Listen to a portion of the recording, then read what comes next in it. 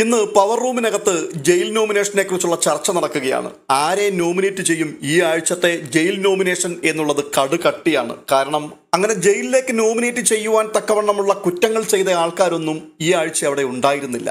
അതുകൊണ്ട് തന്നെ പതിവിൽ നിന്നും വ്യത്യസ്തമായിട്ട് കുറച്ചധികം സമയം അവർക്ക് എടുക്കേണ്ടി വന്നു ഒരു ഐകകണ്ഠേനയുള്ള തീരുമാനം കൈക്കൊള്ളുവാൻ.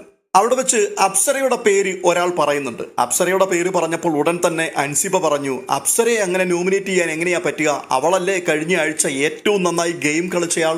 അപ്സര ഉൾപ്പെടെയുള്ള പവർ ടീം മെമ്പേഴ്സിനെ പുച്ഛിക്കുകയും പരിഹസിക്കുകയും ജോലി രാജിവെക്കുകയും പുറത്തു നിന്നുകൊണ്ട് ഒരു ദിവസം മുഴുവൻ പവർ ടീമിനെ പുച്ഛിച്ച് കളിയാക്കിക്കൊണ്ടിരുന്ന അപ്സരയെ കുറിച്ച് തന്നെയാണോ ഈ പറഞ്ഞത്? അതെ, അപ്സരയാണ് ഏറ്റവും നന്നായി ഈ ടാസ്ക് ചെയ്തത് എന്ന നിലപാടിൽ തന്നെയായിരുന്നു അൻസിബ ഉറച്ചു നിന്നത്. എന്തായാലും അതിനെ തൽക്കാലം കയറി വെട്ടുവാനും അല്ല അതങ്ങനെ പറഞ്ഞത് ശരിയാണോ എന്ന് ചോദിക്കുവാനും ധൈര്യമുള്ള ഒരാളും ആ കൂട്ടത്തിലില്ല.